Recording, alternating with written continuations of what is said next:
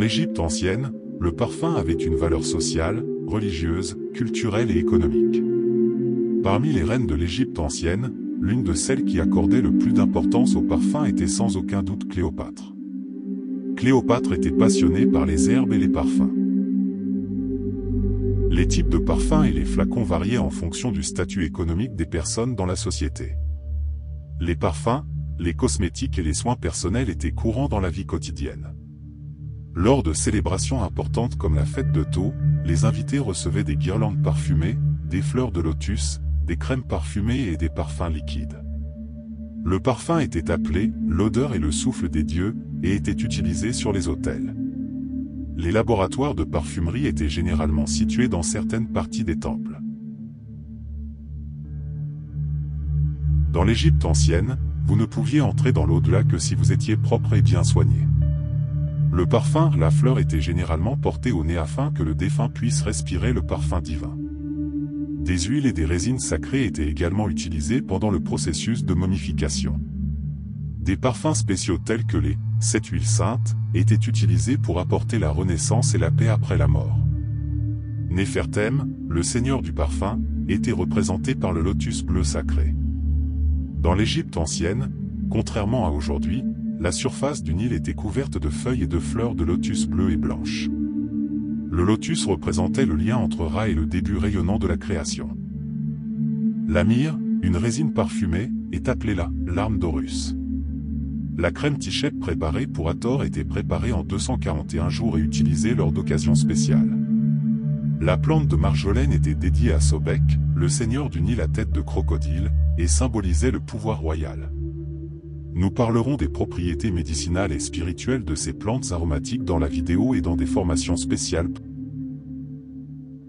Nos connaissances sur la production de parfums des anciens Égyptiens proviennent des peintures murales des temples et des tombeaux et des écrivains grecs et romains classiques. Claude Galien, 129-216 après Jésus-Christ, était un célèbre médecin et philosophe de la ville de Pergame, Bergama, Turquie, en Anatolie. Son ouvrage sur les antidotes est important pour son lien avec les parfums et les médicaments. Cet ouvrage est le plus ancien guide alphabétique des plantes qui nous soit parvenu.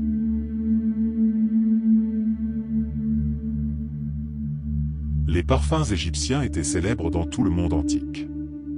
Les Égyptiens produisaient des parfums et des encens à Mandès et à Alexandrie, et les vendaient non seulement à Rome mais dans toute la Méditerranée. Cependant, ils ne pouvaient pas fournir toutes les matières végétales aromatiques nécessaires à la production car certaines plantes n'existaient pas en Égypte. Pour cette raison, ils ont établi des relations commerciales avec différentes civilisations en utilisant de nombreuses routes commerciales. Il a été rapporté que le matériau le plus approprié pour conserver le parfum, qui représentait également la fertilité dans le temple d'Horus à Edfou, dans l'Égypte ancienne, était les pots en albâtre. L'albâtre est un type de calcaire à grains fins, également connu sous le nom d'albâtre. Il est composé de carbonate de calcium ou de sulfate de calcium. À l'état naturel, il transmet la lumière et est de couleur blanche. L'albâtre, qui était principalement utilisé dans la fabrication d'ornements et de sculptures, était généralement de couleur brun jaunâtre dans l'Antiquité. Avant le Ve siècle avant Jésus-Christ, lorsque la distillation de l'alcool, qui dissout le mieux les essences et les huiles, était inconnue, les parfums étaient extraits en trempant des fleurs et des morceaux de bois parfumés dans de l'huile, c'est-à-dire par la méthode de macération. Ces parfums obtenus ont été mélangés à d'autres huiles liquides et solides.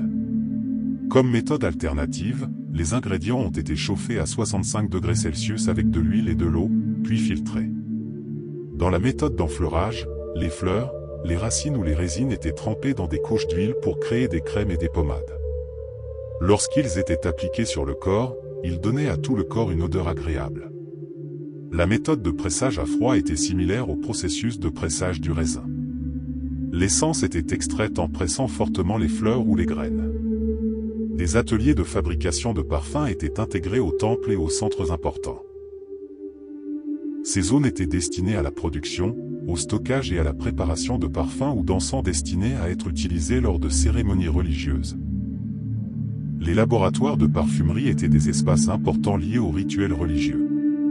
L'huile de balano a été utilisée comme huile de support dans la fabrication de parfums. Ils constituent la base pour d'autres ingrédients aromatiques pour fixer leur parfum et garantir qu'ils restent plus longtemps sur la peau.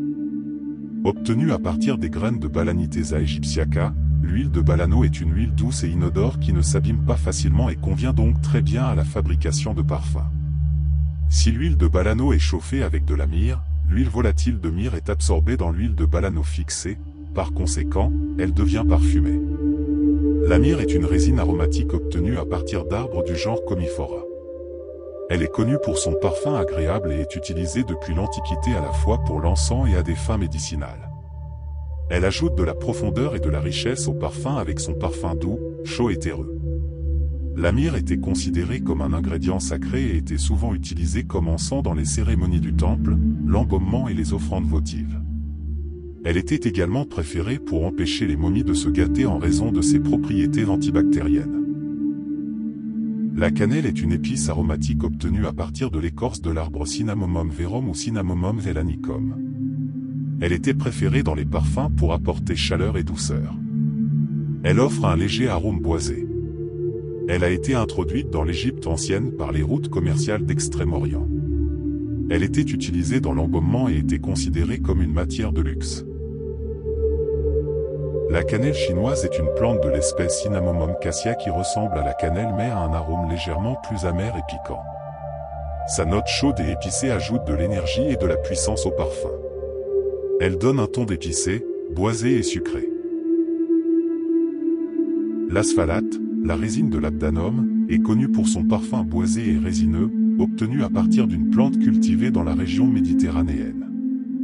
On l'ajoutait au mélange de parfums, notamment pour ajouter de la fumée aromatique et des notes profondes et résineuses. L'asphalate était un ingrédient important dans l'Égypte ancienne, non seulement dans la production de parfums et d'encens, mais aussi dans les rituels d'offrande aux dieux et en l'honneur des morts.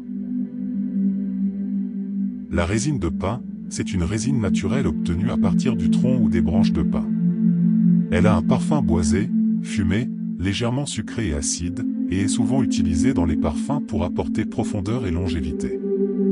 Elle a également été utilisée en médecine traditionnelle car on pense qu'elle a des propriétés antiseptiques et anti-inflammatoires.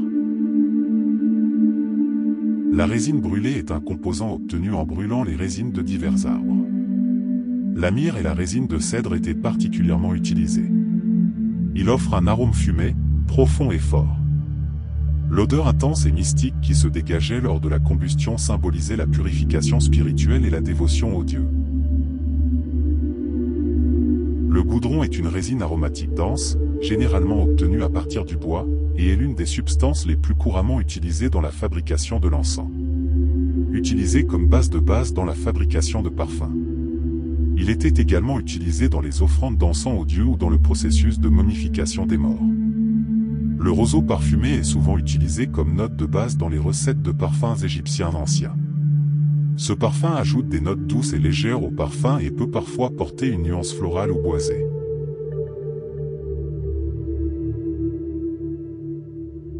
Le roseau aromatique, Calamus, Calamus odorant, ou roseau citronnelle, est une plante au parfum doux et épicé qui était utilisée dans les parfums de l'Égypte ancienne.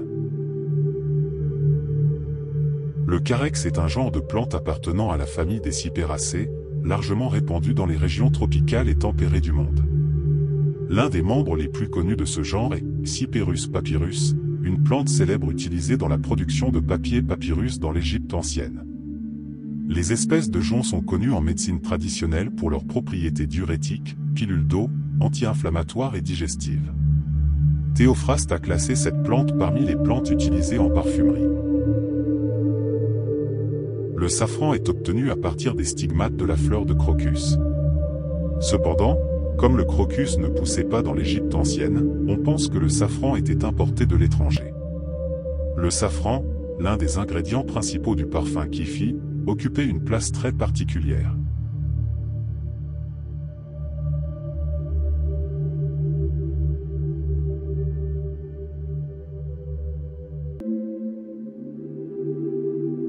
Le parfum durable était composé d'huile de balano, de myrrhe, de cassia et de résine.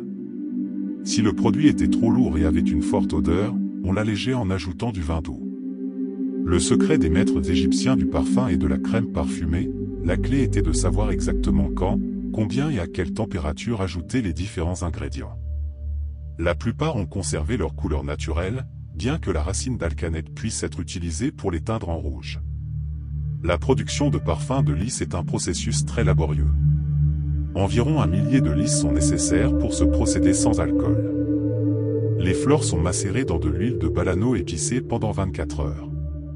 On le fait à nouveau pour obtenir un parfum plus intense et plus piquant, de nouveaux lys sont ajoutés à chaque fois.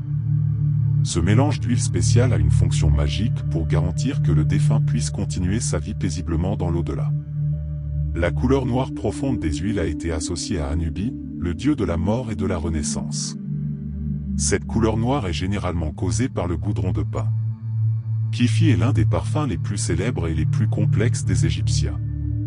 Ce parfum a été utilisé non seulement pour sentir bon, mais aussi pour établir une connexion spirituelle, faciliter la méditation et soulager les problèmes de santé. Des descriptions de Kifi apparaissent dans des textes tels que le papyrus Hébert de la période du Nouvel Empire.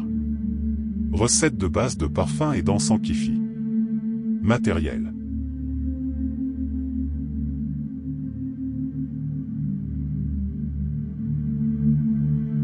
Vous pouvez étaler ce mélange pâteux sur un porte-encens, par exemple, une pierre ou un brûle-encens spécial en métal, et le laisser interagir avec la chaleur.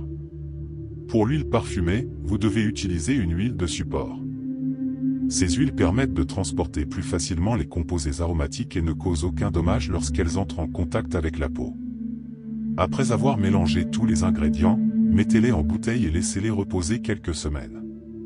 Pendant ce temps, les ingrédients de l'huile parfumée sont soigneusement mélangés et le parfum s'approfondit.